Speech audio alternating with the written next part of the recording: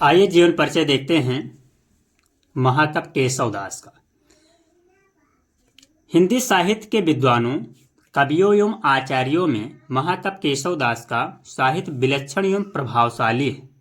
यानी कि इनका विलक्षण एवं प्रभावशाली है। इन्हें रीत काल का प्रवर्तक भी माना जाता है, अर्थात ये रीत काल के एक प्रमुख कवि हैं। केशव ने संस्कृत की आचार्य रचना को ही अपनी शास्त्र रचना का साधन बनाया। यानी कि महाकवि केशवदास ने अपनी शास्त्र रचना का साधन संस्कृत भाषा को ही बनाया था। महाकवि केशवदास भक्ति काल एवं रीत काल के संध्य युगीन कवि हैं तथा प्रवृत्ति की दृष्टि से इनकी कविता रीत काल के निकट पाई जाती है। यानी कि यह दृष्टि से देखा जाए तो इनकी कविता रीत काल के निकट पाई जाती है। उसका सूत्रपात भी महाकवि केशव ने अपनी रीत निरूपक ग्रंथों काव्यप्रिया एवं रसिक प्रिया में किया है। अतः उन्हें रीत काल का कवि माना जाता है। यानी कि वह रीत काल के एक प्रमुख कवि हैं। यदि महाकवि केशवदास के जन्म के बारे में देखें तो महाकवि केशवदास का जन्म संवत 1612 यानी कि सन 1555 ईस्वी में बुंदेलखंड के ओरछा नामक नगर में माना गया है। यानी कि महाकवि केशवदास का जन्म कहाँ हुआ था? तो इनका जन्म बुंदेलखंड के ओरछा नामक नगर में 1555 ईस्वी में हुआ था। इनके पिता का नाम काशीनाथ मिश्र था। यानी कि महाकवि केशवदास के पिता का नाम काशीनाथ मिश्र था। महाकवि केशवदास राजा यानी कि केशवदास जी राजाश्रय प्राप्त दरबारी कवि थे। यानी राजाश्रय में राजा के द्वारा दिया जाने वाला आश्रय। ये ओरछा के राजा मधुकर शाह द्वारा विशेष सम्मानित थे। महाराजा के अनुज यानी कि मधुकर शाह द्वारा इन्हें विशेष सम्मान प्राप्त हुआ था और ये महाराजा के अनुज इंद्रजीत सिंह ये केशवदास को अपना गुरु मानते थे। यदि महाकवि केशवदास की रचनाओं के बारे में देखें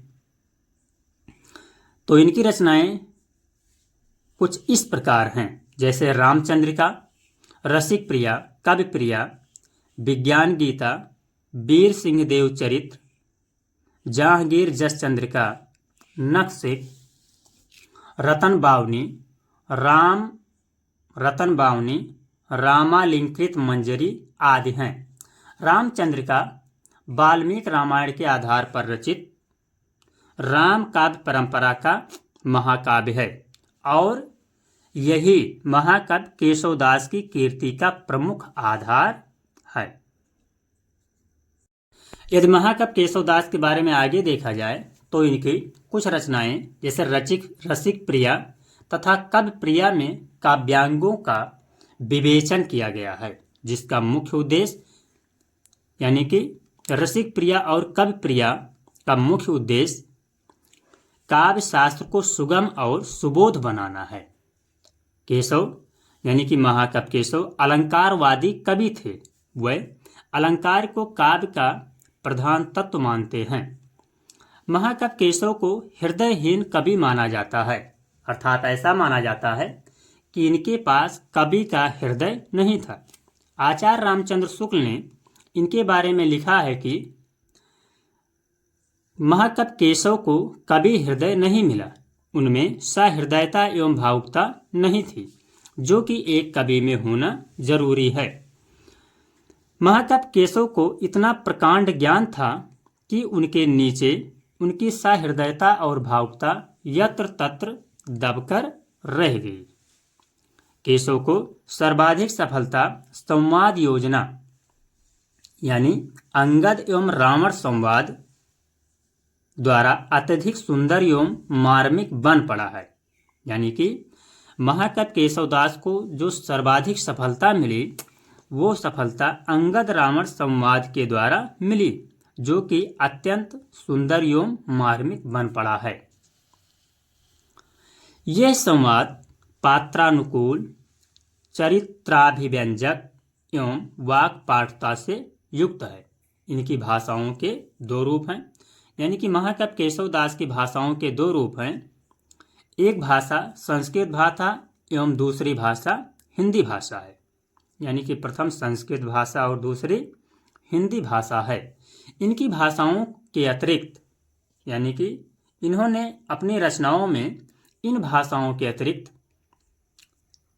इन्होंने बुंदेलखंडी, अवधी, अरबी, फारसी के शब्दों का भी प्रयोग किया है।